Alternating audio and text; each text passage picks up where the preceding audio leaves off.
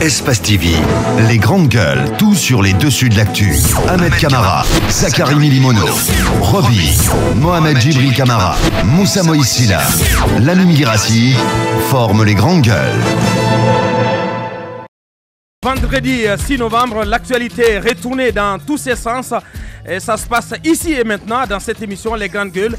Une émission à retrouver en prime, en rediffusion tous les soirs quand il est 18h sur la 99.3, mais aussi sur l'ensemble des radios partenaires et de nos radios de l'intérieur. Une émission à retrouver aussi à 22h sur Espace TV. Trois possibilités pour interagir donc à nos sujets dans cette émission. GG 8037, vous faites le 657 39 13 13 ou vous allez sur le site de la radio, le www.espacefmguinée.info. Merci donc d'être avec nous dans cette émission. On s'intéresse à l'actualité. Une nouvelle taxe pour les radios et télévisions privées de Guinée dès le 1er janvier 2016. Elle sera prélevée par l'OGP, le régulateur de la publicité en Guinée, sur les rentrées publicitaires de ces médias. L'OGP qui en fait l'annonce invoque un décret du chef de l'État pris en avril dernier. Qu'en sera-t-il de l'application de ce décret? Par quoi se traduira-t-elle? Monsieur Paul Moussa Diawara, il est directeur général de l'OGP. Vous allez l'écouter ce matin chez nous. Et cette affaire de mosquée, on y revient. Elle empoisonne la vie communautaire à Touba. C'est du côté de Gawal. Pomme de discorde et source de tensions entre les familles Karambaya et Touraya. Le projet de construction d'une nouvelle mosquée dans la localité a toujours du plomb dans l'aile et la récente descente des forces de sécurité sur place n'a rien arrangé. A contrario, quelle est la vérité dans cette affaire? Nous allons recevoir dans la deuxième partie de cette émission Elhaj Mfamadi Gabi. Il est porte-parole du calife général de Touba. Il sera accompagné de M. Mfali Gabi, ressortissant de Touba. Merci de rejoindre l'équipe. Tamba Zachary Milimono, bonjour. Bonjour Abakar. Bonjour Roby. Bonjour. Revenant. Bonjour à tout le monde. Bienvenue. Merci. Bonjour Yaïdaro, on va dire Moussa Hiro. Bonjour Aboubakar. Bonjour Jacques Lewa. Bonjour Aboubakar. Bonjour Moussa Moïse. Bonjour. Il n'a pas de micro. Bonjour Ahmed. Bonjour. Bienvenue. Moussa Moïse, on s'intéresse, on revient sur cette affaire de fournitures diverses au compte du ministère de la Sécurité et l'RMP qui se mêle dans la danse et qui donc prend des décisions. L'RMP joue à la vraie police. La police qui veille à ce que les différents marchés se déroulent, les marchés publics notamment, se déroulent dans les conditions les meilleures, en respectant la loi, en respectant les principes, en respectant tout ce qui doit permettre à ce qu'il y ait de la transparence dans la passation de ces marchés publics. Ouais. Il faut rappeler que hier, lorsque nous faisions ce déballage, à la suite donc de ce déballage, une réunion avait été convoquée du côté de l'RMP et donc la direction nationale des marchés publics et les sociétés qui avaient soumissionné, qui se sentaient lésées dans leurs droits, étaient donc présentes. Il y avait aussi un certain Samoura, celui qui avait donc la charge de transmettre ces différents courriers et qui a travaillé, il faut le rappeler, avec la directrice nationale des marchés publics. Ouais. On dit même que c'était le président de la commission d'évaluation. Exactement. Samoura. Et donc, il a été dit, sous l'autorité donc de l'autorité de régulation des marchés publics, une décision a été prise. J'ai cette décision ici. Je vais lire juste quelques points. Il est dit d'abord que les recours sont recevables, c'est-à-dire que les différentes sociétés qui ont saisi l'RMP, les recours de ces sociétés sont recevables. Et l'autorité de régulation annule le rapport d'évaluation établi sans la prise en compte de tous les plis ouverts au moment de la séance. Il faut rappeler peut-être pour ceux qui ne nous ont pas suivis hier qu'il y a eu deux courriers, un qui est vrai, un qui est faux, qui ressemble vraisemblablement à un courrier pour créer une diversion afin que les sociétés qui avaient soumissionné suivant le premier courrier, c'est-à-dire le courrier numéro 10015 ne soumissionnent pas pour le deuxième parce que le premier, l'ouverture, le délai de dépôt des offres était prévu donc à 15h et pour le deuxième courrier, le faux, on a établi ce courrier pour dire que le délai de dépôt est établi à 12 heures. Donc c'est le courrier. Oui, mais Moussa, c'est trop tôt de dire que ce courrier est faux parce que du côté de l'administration générale et contrôle des grands projets, on a une toute autre lecture. Oui, mais écoutez, ça crée énormément de tensions entre ces deux institutions aujourd'hui. L'affaire est au niveau de la présidence. Il faut attendre avant d'affirmer que c'était un faux communiqué. Il y a une autorité qui régule les marchés. Bien sûr, je suis d'accord. Et cette autorité a mandat de veiller à ce que tout ce qui est tous les critères de transparence soient respectés. Je suis d'accord avec vous. Mais l'RMP n'est pas infaillible, Moussa. Le président n'est pas infaillible. Non, mais non. Écoute, il faut juste fais attention. Je ne fais pas attention. Ce que je dis, je le dis de façon absolue. Quand tu vas te buter, vous savez pourquoi je le dis de façon absolue? Les grandes gueules. Je ne vais pas me buter. Je le dis de façon absolue. Vous savez pourquoi? Parce que l'autorité est là, elle veille à cela. Et également, il est noté que l'AMP enjoint sans délai à la Direction nationale des marchés publics ainsi qu'à toutes les parties prenantes à procéder à l'examen de toutes les offres dont les plis ont été reçus ou ouverts lors de la séance d'ouverture. Et l'autorité va plus loin. Elle mentionne que la directrice nationale des marchés publics est chargée de mettre en place une nouvelle commission parce que la commission qui a travaillé... Donc une nouvelle commission qui va réexaminer toutes les offres. Toutes les offres.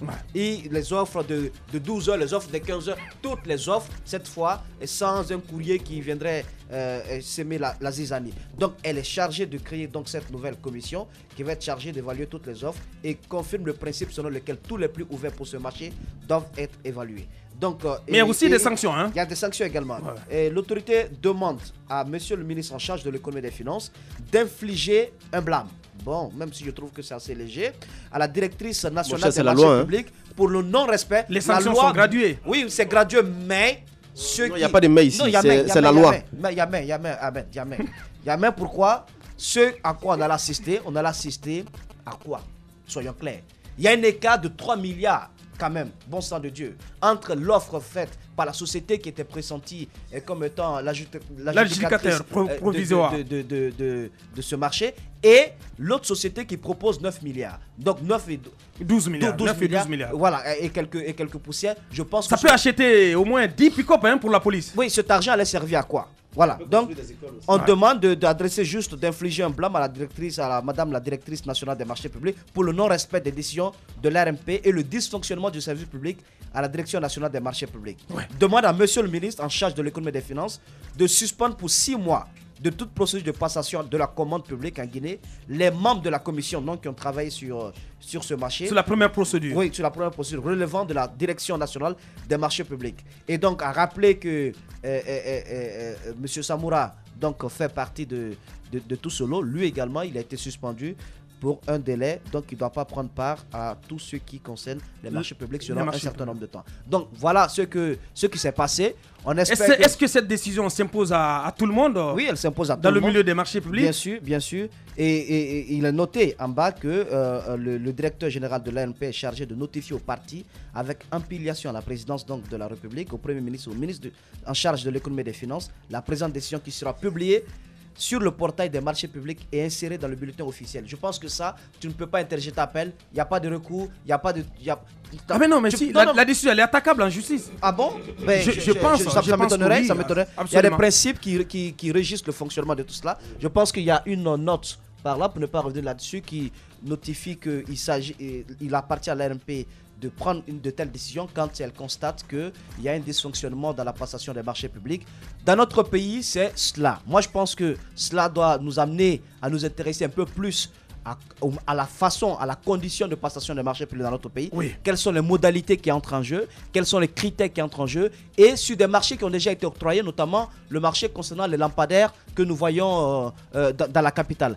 Parce que tout porte à croire que c'était un milieu dangereux. Il faut pas réveiller les morts. Non, écoute, je ne vais pas réveiller les morts, mais je vous dis, tout porte à croire que c'était un milieu dangereux. C'est un milieu rempli de pots de vin. C'est un milieu rempli de vampires et les intérêts sont immenses dans ce milieu. Je pense qu'il faut qu'on passe une sorte de loupe sur le secteur des marchés publics, voir dans quelles conditions tout cela est fait et quelles sont les personnes qui se sucrent entre guillemets dans l'ombre, dans le noir et qui au détriment donc des petites sociétés qui veulent aussi avoir des marchés dans notre pays. Est-ce que c'est bien que des entreprises soumissionnent et qu'on pressente que celles qui vont être choisies à la tête de ces sociétés se trouvent des personnes proche de certains de l'establishment administratif de notre pays. Je pense que c'est assez grave. Il faudrait qu'on fasse. C'est un club fermé finalement. Hein. Et ce club, il faut qu'on le casse parce que sinon on va créer un groupe d'oligarques. Parce que créer des riches dans un pays, c'est bien. Mais lorsque la richesse est bien distribuée, mais lorsque vous contribuez à créer une certaine oligarchie au sein de l'administration, vous faites du tort à beaucoup de personnes et c'est un groupe restreint qui bouffe. C'est pas bien dans notre pays. Il faut un peu plus de transparence. Un peu plus de partage aussi, si on peut se permettre. Allez-y, Roby. Non, mais ce qu'il faut saluer ici, c'est qu'il y a la culture de la sanction qui commence à revenir. Parce que tout le monde sait, c'est une pratique ancienne, ancrée dans ce pays. Les marchés publics ont toujours été attribués en fonction de l'accointance avec les responsables, directeurs, ministres, etc. On a vu ici des ministres rafler des marchés avec des sociétés écrans alors qu'ils n'étaient pas spécialistes dans les domaines. Dans ce pays, il y a cette pratique qui existe depuis très longtemps. Maintenant, ce qu'il faut saluer, c'est la nouvelle méthode de cette direction de passation de marché public qui introduit la culture de la sanction. Parce qu'il faudrait que les gens soient réprimés. Mais au-delà du blâme, au-delà de la sanction judiciaire, etc., des sanctions graduées, moi, ce que je voudrais dire, c'est qu'il faudrait amener ces gens-là qui ont, à un moment donné, détourné d'énormes sommes d'argent, à les restituer aux ayants droit. Parce qu'on ne peut pas me dire qu'il y a beaucoup d'argent qui ont été détournés dans des marchés qui ont été farfelument attribués et que les gens soient pépères à la maison, qu'ils ne soient pas en mesure de rembourser cet argent-là. Je veux dire que la sanction, c'est bien, mais il faut aller jusqu'au bout. Mais il faut saluer quand même cette nouvelle méthode qui n'existait pas. Bien, Tamba. Le point 9 de la décision qui dit elle rappelle donc l'autorité de régulation des marchés publics à toutes les parties prenantes que les décisions de l'autorité de régulation ne peuvent être modifiées ou annulées que par une décision de justice. Donc la précision est importante. Bien, Tamba, allez-y. À mon avis, c'est une mesure administrative. Moussa Moïse fait bien de rappeler cette disposition-là. Mais je veux quand même abonder dans cette histoire avec deux aspects précis. Le premier, c'est que cette situation est évocatrice d'un mal qui a toujours été dénoncé dans notre pays. Les passations de marché, chaque fois qu'on parle de passation de marché, il y a toujours cette petite suspicion tout autour. Un petit détail qu'on n'a pas compris, une démarche qui a été adoptée et qui ne colle pas naturellement avec les textes existants et régissant ce domaine-là. À mon avis, la première chose à faire, c'est vrai, il y a eu des blâmes sur lesquels je reviendrai tout à l'heure, une mesure administrative sur laquelle je reviendrai, mais ça devrait interpeller cette autorité-là à revoir ce qui a auparavant été fait. Il faut pouvoir faire un audit de ce secteur-là, parce que lorsque vous dites, et c'est là maintenant, c'est pourquoi je reviens sur cette mesure sur le blâme de la directrice dont parlait... Nationale des marchés publics. Des marchés publics dont parlait Moussa Moïse ici. Si, je dis entre guillemets, cette erreur passée inaperçue, ce serait 3 milliards, comme Moussa Moïse... C'est pas une erreur, c'est une faute. Ce serait 3 milliards que la Guinée perdrait. On peut se poser la question de savoir si c'est une faute légère ou si c'est une faute lourde. 3 milliards, ce n'est pas rien. Et Ahmed Kamara rappelait ce que ça pouvait nous offrir, toi aussi d'ailleurs.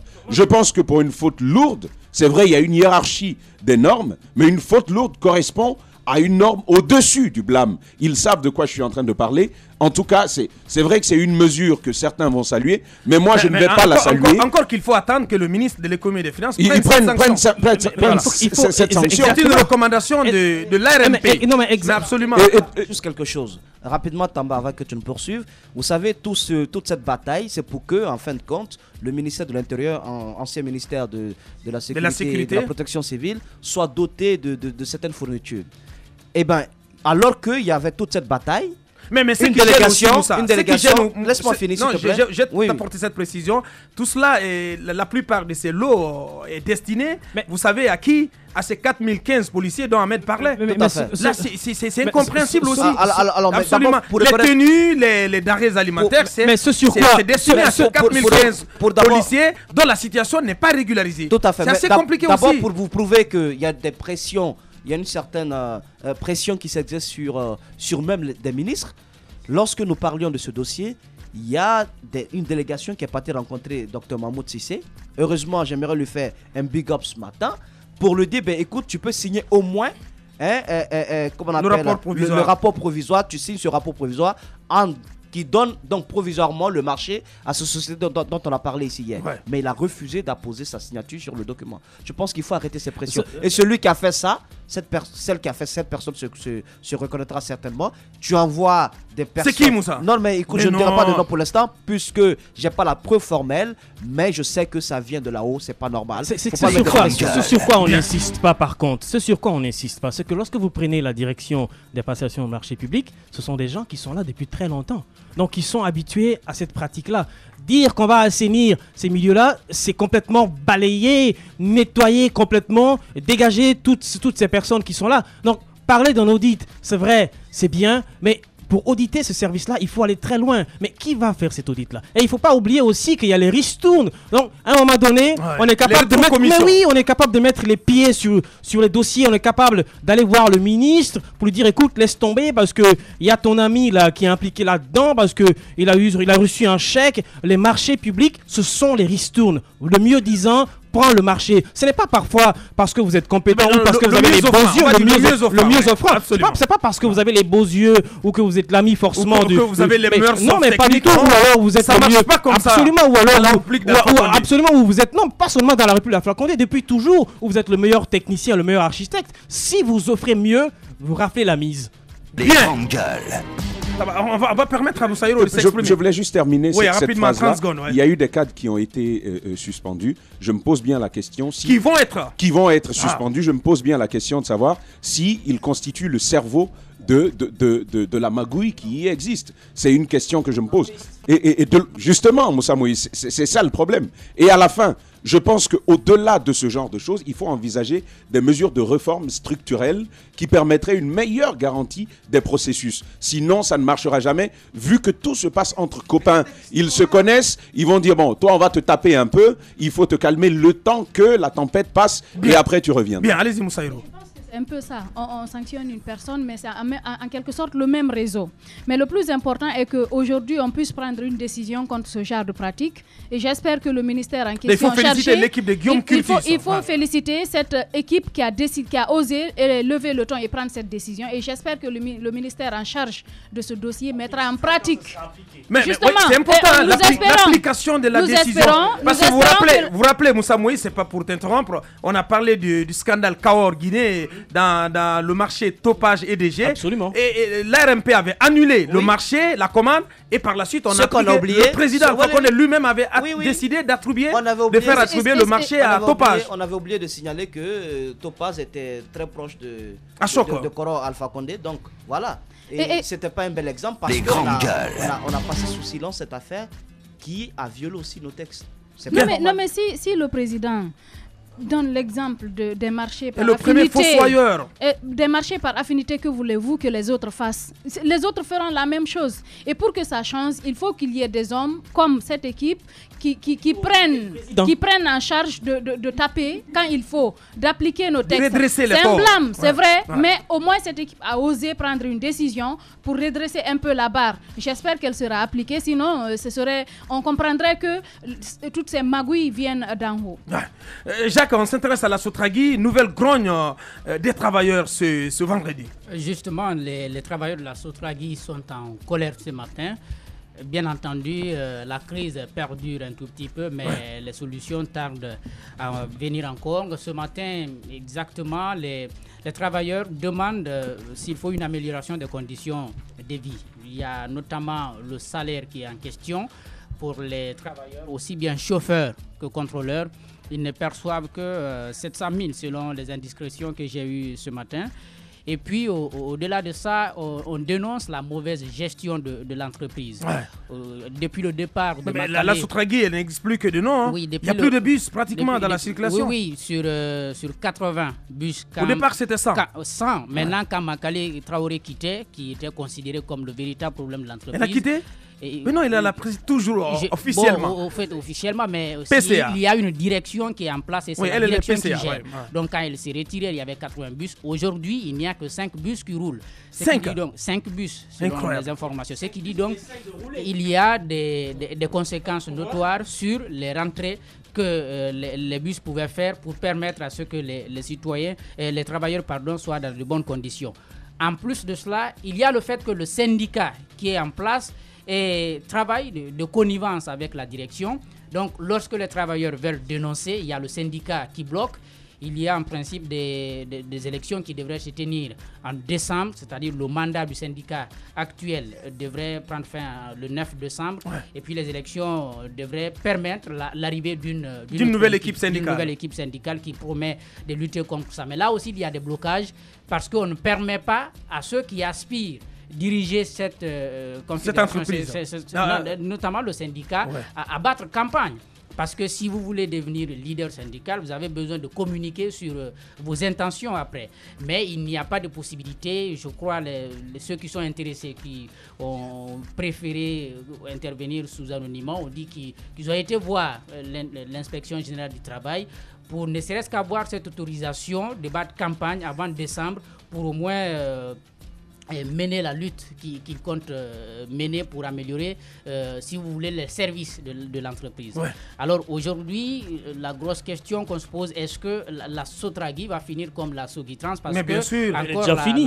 Il y a tellement de... la question ne se pose pas, elle est déjà finie. Mais si on vient de 100 bus à 80 bus et on se retrouve avec 5 bus, on ne peut pas réveiller, c'est un cadavre complètement terminé. Mais ce qu'il faut souligner, c'est quand même, moi je ne comprends pas le silence, le mutisme du ministère des Transports qui est quand même la tutelle mais aussi de Sékou Touré.